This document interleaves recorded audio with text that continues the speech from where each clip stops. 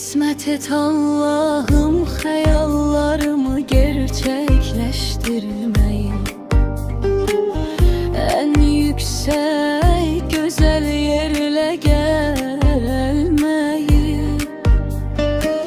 hakkımda hayırlı olanı yanımda ve arkamda durmayan herkesi utandırmağı, edebilmezsen diyen herkesi utandırma, ailemi ve özümü gururlandı ibaretimi.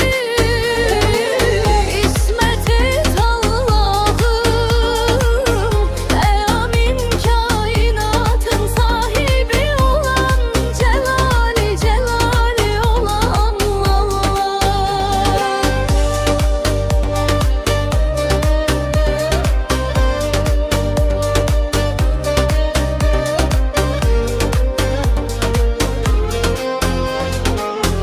Benim çok zengin biriyem, benim 3 ağıllı evladım var.